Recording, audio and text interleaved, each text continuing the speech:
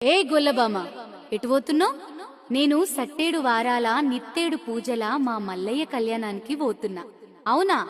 ఎట్లా జరుగుతుంది? ఇగో చెప్తా విను. రేపల్లె పట్నమే పోయినాడు, గొల్లవారి కేతునే చూసినాడు, గొల్లవారి కేతునే చూసినాడు, గొర్ల మందనైతే